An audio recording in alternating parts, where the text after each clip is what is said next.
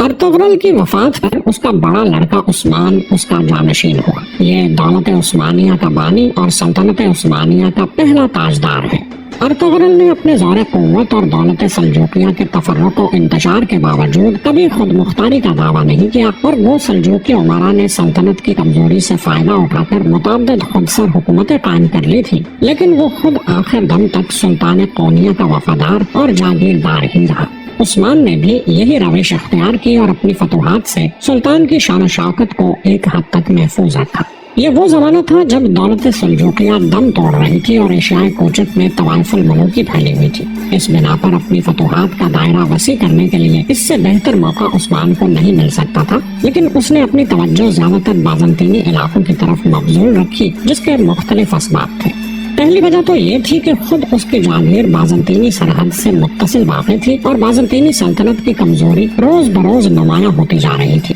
یہ اسی کمزوری اور شہنشاہ قسطنطنیہ کی ایک سیاسی غلطی کا نتیجہ تھا کہ کوہ اولمپس کے دروں کی حفاظت نہ ہو سکی اور ترک بتھینیا کے میدانوں میں داخل ہو گئے۔ شہنشاہ پلابلبس کے عہد تک ان دروں کی حفاظت اس علاقے کے ردیف یعنی ملیشیا کے سپرد تھی اور وہ لوگ اس کی خدمت کے معاوضے میں ٹیکسوں سے بری تھے، لیکن اس کے بعد شہنشاہ نے اس رعایت کو منسوخ کر دیا اور دروں کی حفاظت اپنے ذمے لے لی۔ اس کے علاوہ خراج کی رقم سختی سے وصول کرنی شروع کر دی۔ نتیجہ یہ ہوا کہ دروں کی حفاظت میں غفلت ہونے لگی اور وہ جفاکش پہاڑی لوگ محض کسان ہو کے رہ گئے، جن میں نہ کوئی جوش باقی رہا اور نہ فوجی نظم و تعدیل۔ بازنطینی سلطنت جو کسی زمانے میں دنیا کی عظیم ترین سلطنتوں میں شمار کی جاتی تھی، فرقہ وارانہ جنگوں اور انتہائی بد نظمیوں میں مبتلا تھی، جس کے باعث اس میں کسی طاقتور حریف کے مقابلے کی قوت باقی نہیں رہی تھی۔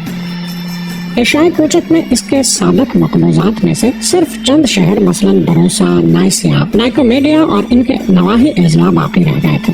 یہ اضلاع شمال مغرب میں واقع تھے، نیز باسفورس اور بحر مارمارا کے ساحلی خطے ابھی تک قسطنطنیہ کے زیر حکومت تھے۔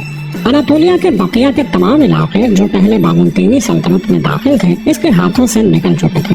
عثمان کے لیے بازنطینی علاقوں کی طرف متوجہ ہونے کی دوسری وجہ اسلام کی تبلیغ تھی۔ تیسری وجہ بازنطینیوں سے برسر پیکار ہونے کی یہ تھی کہ عثمان کے لیے دوسری جانب قدم بڑھانے کی گنجائش نہیں تھی۔ سلجوقی امراء جنہوں نے خود سر حکومتیں قائم کر لی تھی، طاقت میں اس سے بڑھے ہوئے تھے، لیکن ان ترغیبات کی بنا پر یہ نتیجہ نکالنا صحیح نہیں ہوگا کہ عثمان نے با اقتدار ہونے کے ساتھ ہی حملے شروع کر دیے۔ اس کی لڑائیاں ابتداً مدافعانہ تھی۔ بازنطینی قلعےدار دولت سلجوقیہ کے سرحدی علاقوں پر وقتاً فوقتاً حملہ آور ہوتے رہتے تھے۔ سلطان قونیہ کے ایک نائب کی حیثیت سے عثمان کو ان حملہ آوروں سے مقابلے کے لیے آگے بڑھنا پڑا۔ پہلے ہی سال قراجہ حصار کا مارکا پیش آیا۔ عثمان نے اس قلعے کو فتح کر کے بازنطینیوں کو آئندہ کے لیے متنبع کر دیا۔ سلطان علاء الدین نے قراجہ حصار اور اس کے گرد و پیش کی تمام اراضی جو عثمان نے بزور شمشیر حاصل کی تھی اسے جاگیر میں دے دی۔ اس کے علاوہ وقت کے خطاب سے سرفراز کر کے اسے اپنا سکہ جاری کرنے اور اپنا نام جمعے کے خطبے میں شامل کرنے کی بھی اجازت دے دی۔ اس طرح لقب کے علاوہ بادشاہی کے تمام امتیازات عثمان کو حاصل ہو گئے۔ سن 1300 عیسوی میں تاتاریوں نے ایشیائے کوچک پر حملہ کیا اور اسی جنگ میں سلطان علاء الدین مارا گیا۔ بعض روایتوں میں ہے کہ اس کا قاتل خود اس کا لڑکا غیاث الدین تھا، جس نے تخت سلطنت کی خاطر ایسا کیا۔ بہرحال تاتاریوں نے غیاث الدین کو بھی قتل کر دیا اور ایشیائے کوچک میں دولت سلجوقیہ کا خاتمہ ہو گیا۔ اب عثمان بالکل آزاد اور خود مختار تھا اور آئندہ اس نے تمام فتوحات ایک خود مختار فرمانروا کی حیثیت سے حاصل کی۔ سلجوقی امراء میں عثمان کا سب سے بڑا حریف امیر کرمانیہ تھا۔ چنانچہ ایشیائے کوچک کے ترکوں کی سرداری اور پورے ملک کی حکومت کے لیے فریقین کے درمیان عثمان کی زندگی ہی میں جنگ کا ایک طویل سلسلہ شروع ہو گیا تھا۔ یہ سلسلہ اس کے متعدد جانشینوں کے عہد تک جاری رہا۔ خود عثمان نے بھی امیر کرمانیہ کو کئی بار نیچا دکھایا، لیکن سلطنت بازنطینی کے زرخیز مقبوضات زیادہ تر اس کی توجہ کا مرکز تھے اور اس کی زندگی کے آخری 26 سال کے کارناموں میں بازنطینی شہروں اور قلعوں کی فتوحات نمایاں ہیں۔ تاہم عثمان کا مقصد زندگی صرف فتوحات کا حاصل کرنا اور گرد و پیش کی ریاستوں کو اپنا موتی بنانا نہیں تھا۔ سن 1291 عیسوی سے 1298 عیسوی تک اس نے اپنی توجہ تمام تر حکومت کے انتظام و استحکام کی جانب مبذول رکھی۔ حکومت کے مختلف شعبے قائم کر کے حکام کا تقرر کیا اور رعایا کے فلاح و بہبود کے انتظامات میں مصروف رہا۔ لیکن دوسرے ترک سرداروں نے جو عثمان کی بڑھتی ہوئی قوت سے خائف تھے اس کی خاموشی کو ذوق پر محمول کیا اور بازنطینی قلعےداروں سے اتحاد کر کے اس کے مقبوضات پر حملہ آور ہوئے۔ اس طرح جنگ کا جو سلسلہ 1298 عیسوی میں چھڑا وہ ابتداً عثمان کی طرف سے بالکل مدافعانہ تھا، لیکن ان حملہ آوروں کو بہت جلد اپنی غلطی کا احساس ہو گیا۔ عثمان نے ان سب کو شکست دی، نواح کے چھوٹے چھوٹے سرداروں کو مطیع کیا، بازنطینی قلعے یکے بعد دیگرے فتح کیے اور بالآخر یعنی شہر پر قبضہ کر کے اسے اپنی مملکت کا پایہ تخت بنایا۔ سن 1301 میں عثمان کو نائکومیڈیا سے متصل پیون حصار کے مقام پر پہلی بار شہنشاہ قسطنطنیہ کی باقاعدہ افواج سے مقابلہ پیش آیا، جس میں اسے شاندار کامیابی حاصل ہوئی اور 6 سال کے اندر اس کی فتوحات کا دائرہ بحر اسود کے ساحل تک پہنچ گیا۔ بازنطینی قلعے پے در پے مسخر ہوتے گئے اور بروسا، نائسیا اور نائکومیڈیا کے گرد فوجی چوکیوں کا ایک مضبوط حصار قائم ہو گیا۔ اس خطرے کو دور کرنے کی غرض سے بازنطینیوں نے تاتاریوں کو عثمانی مقبوضات پر حملہ کرنے کے لیے آمادہ کیا۔ عثمان نے اپنے لڑکے اور خان کو حملہ آوروں کے مقابلے میں بھیجا۔ تاتاریوں کو سخت شکست ہوئی اور بازنطینیوں کی امید کی یہ آخری کڑی بھی ٹوٹ گئی۔ سن 1317 میں عثمان نے بروسا کا محاصرہ کیا، جو ایشیائے کوچک میں سلطنت بازنطینی کا ایک نہایت اہم شہر تھا۔ محاصرہ تقریباً 10 سال تک جاری رہا۔ بالآخر 1367 عیسوی میں عاجز آ کر میسورین نے ہتھیار ڈال دیے اور شہر کو خالی کر دیا اور ترکی فوج اور خان کی سرکردگی میں فاتحانہ طور پر بروسا میں داخل ہوئی۔ عثمان اس وقت سغوت میں بستر مرگ پر تھا، لیکن وفات سے قبل اور خان یہ خوشخبری لے کر اس کے پاس پہنچ گیا۔ عثمان نے اور خان کی ہمت اور شجاعت کی داد دے کر اسے اپنا جانشین مقرر کیا اور بلا تفریق تمام رعایا کے ساتھ یکساں عدل و انصاف اور بھلائی کرنے کی وصیت کی۔ پھر یہ ہدایت کی کہ اسے بروسا میں دفن کیا جائے اور اس شہر کو عثمانی مملکت کا پایہ تخت بنایا جائے۔ چنانچہ اس وصیت کے مطابق اسے بروسا میں دفن کیا گیا اور اس کی قبر پر ایک عالیشان مقبرہ تعمیر کیا گیا۔ عثمان دولت عثمانیہ کا پہلا تاجدار ہے، اس بنا پر عموماً اس کے نام کے ساتھ سلطان کا لقب بھی شامل کر دیتے ہیں، لیکن خود اس نے اور اس کے بعد اور خان اور مراد اول نے صرف امیر ہی کا لقب اختیار کیا۔ ارطغرل کی وفات پر اس کے مقبوضات کا دائرہ سغوت، اس کے شہر اور چند موضوعات پر ختم ہو جاتا تھا۔ عثمان نے اپنی 38 سال کی حکومت میں اس دائرے کو جنوب میں کوتاہیہ اور شمال میں بحر مارمورا اور بحر اسود کے ساحلوں تک وسیع کر دیا۔ اس کی قائم رو کا طول تقریباً 120 میل اور عرض تقریباً 60 میل تھا۔ آبادی صرف ترکوں پر مشتمل نہیں تھی، بلکہ بیشتر علاقے چونکہ سلطنت بازنطینی کے ایشیائی مقبوضات سے حاصل کردہ تھے، اس لیے آبادی میں ایک بڑی تعداد یونانی اور سلافی باشندوں کی بھی تھی، جو بخوشی مسلمان ہو کر ترکوں میں شامل ہو گئے تھے۔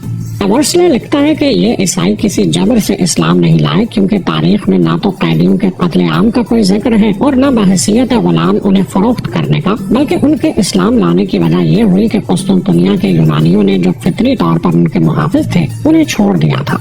اسلام میں داخل ہونے کے بعد فاتح اور مفتوح کے درمیان شادی بیاہ کے تعلقات بھی قائم ہو گئے اور دونوں کے میل سے ایک نئی نسل تیار ہونے لگی، جو دوسری ترکی ریاستوں کے باشندوں سے بہت کچھ مختلف اور اپنے آپ کو عثمانی کہتی تھی۔ اس موقع پر خود عثمان اور اس کے قبیلے کے اسلام لانے کا مسئلہ بھی سامنے آتا ہے۔ اب سے 20-22 سال قبل تک یہ امر عموماً مورخین کے نزدیک مسلم تھا کہ ارطغرل اور اس کے ساتھی ایشیائے کوچک میں داخل ہونے سے پہلے ہی مسلمان تھے، لیکن 1916 میں مسٹر ہربرٹ گینس نے اپنی مستند تالیف اساس سلطنت عثمانیہ کو شائع کر کے یہ تازہ تحقیق پیش کی کہ سغوت میں بودوباش اختیار کرنے کے وقت عثمان اور اس کے قبیلے کے لوگ بت پرست تھے۔ مسٹر گینس کے دلائل کچھ یوں ہیں۔ وہ کہتا ہے کہ 13ویں صدی عیسوی کے ابتدا میں خراسان اور ماورا النہر کے دوسرے علاقوں کی جو قومیں ایشیائے کوچک کی سرحدوں پر نمودار ہوئی، ان کے اسلام لانے کا کوئی صریحی ذکر کسی تاریخ میں نہیں ملتا۔ ان سے پہلے کے ترک حملہ آور جب اس ملک میں داخل ہوئے تو وہ کئی پشتوں سے عربی اسلام کے زیر اثر رہتے آئے تھے۔ چنانچہ آل سلجوق بھی مسلمان ہی تھے، لیکن بعد کے آنے والے ترک جن میں عثمان پیدا ہوا کچھ بہت زیادہ اسلام کے زیر اثر نہیں رہے۔ خود عثمانیوں کے مورخ نشری کے بیان سے بھی صاف اشارہ ملتا ہے کہ عثمان کا مورث اعلیٰ سلیمان شاہ اور اس کے ساتھی جو اپنے وطن سے نکل کھڑے ہوئے تھے اور 50,000 گھرانوں پر مشتمل تھے، غیر مسلم تھے۔ وہ کہتا ہے کہ ان میں سے کچھ شامی ترکمانوں کے آباء و اجداد تھے اور بقیہ ان تمام خانہ بدوش قوموں کے جو روم میں ادھر ادھر پھرا کرتی تھی اور خود نشری کے زمانے میں بھی موجود تھی۔ 12ویں صدی عیسوی اور اس کے بعد کے سیاحوں کی بکثرت شہادتوں سے یہ بھی معلوم ہوتا ہے کہ یہ قومیں بت پرست تھی۔ ان مختلف ترکی قبیلوں نے جو اسی زمانے میں ایشیائی کوچک میں داخل ہوئے، جب عثمان کا قبیلہ وہاں آیا، ملک کے مغربی حصے میں پہنچ کر اپنے آپ کو ایک اسلامی ماحول میں پایا۔ وہ تعداد میں تھوڑے تھے، ان کے لیے اس سے زیادہ قدرتی بات کوئی نہ تھی کہ اپنے سلجوقی اقربا کا مذہب اختیار کر لیں۔ یہ اتنی قدرتی بات تھی کہ اس کے ذکر کی کوئی ضرورت سمجھی ہی نہیں گئی۔ عثمان اور اس کے قبیلے کے اسلام لانے سے عثمانی قوم پیدا ہوئی، کیونکہ اسلام ہی نے ان مختلف قوموں کو جو ایشیائی کوچک کے شمالی مغربی گوشے میں آباد تھی متحد کر کے ایک قوم بنا دیا۔ یہ سلاجقہ قونیہ کے خاتمے کا نہیں بلکہ اس تبدیلی مذہب ہی کا نتیجہ ہے کہ 1290 کے بعد عثمان کی فاتحانہ سرگرمیاں شروع ہو گئی۔ حالانکہ اس سے سعود کی زندگی کے 50 سال ان سرگرمیوں سے خالی تھی۔ ارطغرل اور عثمان ایک دیہاتی سردار کی حیثیت سے سعود میں سیدھی سادی زندگی بسر کرتے تھے اور ان کے تمام حوصلے اپنے چھوٹے سے گاؤں تک ہی محدود تھے۔ ان کی اس زمانے کی کسی جنگ یا فتح کا ذکر تاریخ میں موجود نہیں۔ ارطغرل کے ساتھ 400 سپاہی تھے اور عثمان کے ہمراہ اس سے زیادہ سپاہیوں کے ہونے کی کوئی معقول وجہ نظر نہیں آتی۔ اس کے تعلقات اپنے پڑوسیوں کے ساتھ بالکل صلح دوستی کے تھے۔ نشری کا بیان ہے کہ اس ملک کے کافر و مسلم دونوں ارطغرل اور اس کے لڑکے کی عزت کرتے تھے۔ کافر و مسلم کا کوئی سوال ہی نہ تھا۔ پھر دفعتاً ہم عثمان کو اپنے پڑوسیوں پر حملہ آور ہوتے اور ان کے قلعوں کو فتح کرتے ہوئے دیکھتے ہیں۔ 1290 سے 1300 تک وہ اپنے مقبوضات کو وسیع کرتا جاتا ہے، یہاں تک کہ اس کی سرحد بازنطینی علاقوں سے مل جاتی ہے۔ اس کے سپاہیوں کی تعداد 400 سے بڑھ کر 4000 تک پہنچ جاتی ہے۔ ہم ایک قوم کا ذکر سننے لگتے ہیں جو ترک نہیں بلکہ اپنے سرداروں کے نام پر عثمانی کہلاتے ہیں۔ اس سردار کا نام خود بھی اس کی قوم ہی کے نام کے ساتھ ظاہر ہوتا ہے۔ یہ لوگ یونانیوں یعنی بازنطینیوں اور تاتاریوں دونوں کے یکساں دشمن ہیں اور متعین طور پر اسلام سے وابستہ ہیں۔ ان میں ایک ایسا تبلیغی جوش ہے جو صرف انہی لوگوں میں پایا جاتا ہے جنہوں نے حال ہی میں مذہب تبدیل کیا ہو۔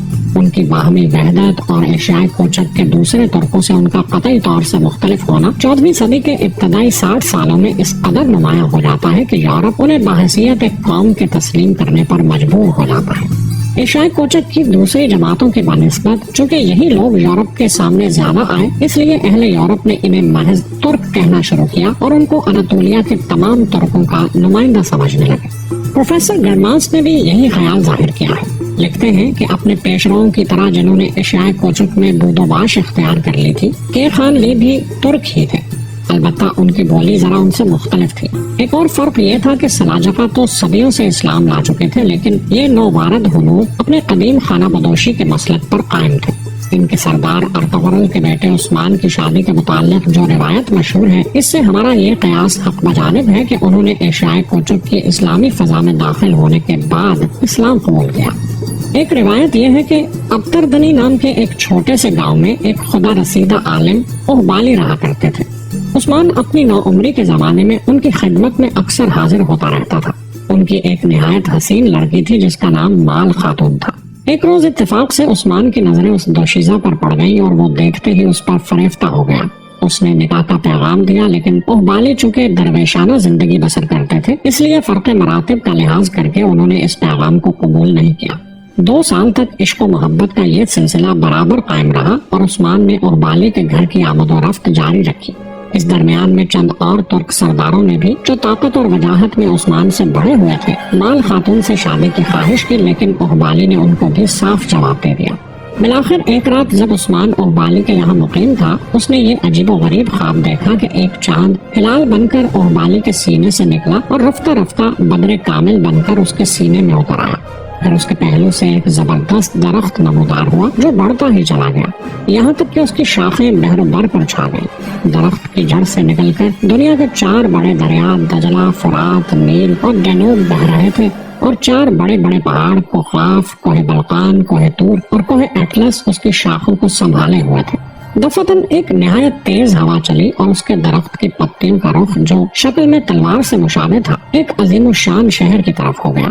یہ شہر جو 2 سمندروں اور 2 براعظموں کے اتصال پر واقع تھا، مثل ایک انگوٹھی کے دکھائی دیتا تھا جس میں 2 نیلم اور 2 زمرد جڑے ہوئے تھے۔ عثمان اس انگوٹھی کو پہننا ہی چاہتا تھا کہ اس کی آنکھ کھل گئی۔ بیدار ہونے کے بعد اس نے یہ خواب اقبالی سے بیان کیا۔ اقبالی نے اس میں عثمان کے شاندار مستقبل کی تعبیر دیکھ کر نیز اسے ایک اشارہ غیبی سمجھ کر مال خاتون کو اس کے نکاح میں دے دیا۔ اقبالی ہی کی تلقین سے عثمان اور اس کے قبیلے کے لوگ اسلام میں داخل ہوئے۔ عثمان میں وہ تمام اوصاف پائے جاتے تھے جو ایک بانی سلطنت کے لیے ضروری ہے۔ اس کی ہمت اور شجاعت غیر معمولی تھی۔ اسے قیادت کا ملکہ خداداد حاصل تھا۔ میدان جنگ میں اس کی بہادری سپاہیوں میں دلیری کی روح پھونک دیتی اور انتظام حکومت میں اس کی دانش مندی رعایا کے دلوں کو اپنا گرویدہ بنا لیتی تھی۔ اس کے عدل و انصاف کی شہرت تمام ملک میں پھیلی ہوئی تھی۔ اس کی عدالت میں ترک و تاتار، مسلم و عیسائی سب برابر تھے۔ رعایا کی بہبودی اس کا نصب العین اور ملک کی خوشحالی اس کا مطمع نظر تھا۔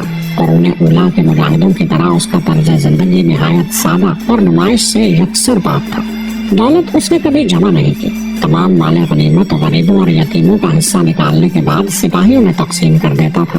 یعنی شہر میں اس کے رہنے کا جو مکان تھا اس میں سونے، چاندی یا جواہرات کے قسم کے کوئی ایک بھی چیز اس کے مرنے کے بعد حاصل نہیں ہوئی۔ صرف ایک کفتان، ایک سوتی امامہ، لکڑی کا ایک چمچہ، ایک نمکدان، چند خالص عربی گھوڑے، زراعت کے لیے چند جوڑ بیل اور بھیڑوں کے کچھ گلے۔ علم اور اسلحے کے علاوہ بس یہی اس کی ساری کائنات تھی۔ وہ نہایت فیاض، نہایت رحم دل اور نہایت مہمان نواز تھا۔ ان خصوصیات کی وجہ سے اس کی حب العزیزی عام تھی۔ چنانچہ تخت نشینی کے موقع پر جب اس کی تلوار جو ابھی تک محفوظ ہے اس کے جانشینوں کی کمر سے باندھی جاتی تھی تو ساتھ ساتھ یہ بھی دعا کی جاتی تھی کہ خدا اس میں بھی عثمان ہی کی جیسی خوبیاں پیدا کر دے۔ لیکن ان خوبیوں کے ساتھ عثمان کے دامن پر ایک بے گناہ کے خون کے چھینٹے بھی نظر آتے ہیں۔ 1299 میں جب اس نے یونانیوں کے قلعے کوہ پری حصار پر حملے کا عزم کیا تو پہلے اپنے فوجی سرداروں کو بلا کر مشورہ طلب کیا۔ اس مجلس میں اس کا بوڑھا چچا دوندار بھی تھا۔ اس نے یونانیوں کی قوت کا اندازہ کر کے حملہ کرنے کے خلاف رائے دی۔ عثمان نے اس خوف سے کہ مبادہ دوندار کے مشورے سے دوسرے سرداروں کی ہمتیں بھی پست نہ ہو جائیں، فوراً ایک تیر مار کر اسے ہلاک کر دیا۔ بوڑھے چچا کا یہ قاتل آج خاک کتنا ہی معیوب نظر آئے، لیکن اس زمانے کے لحاظ سے یہ ایک بالکل معمولی واقعہ تھا، اور اگر نتیجے کے اعتبار سے دیکھا جائے تو اس کی اہمیت اور بھی کم ہو جاتی ہے۔ عثمان نے اپنے ابتدائی عہد حکومت میں ایک مسجد اس شہر میں تعمیر کرائی جو سلطنت عثمانیہ کی پہلی مسجد ہے۔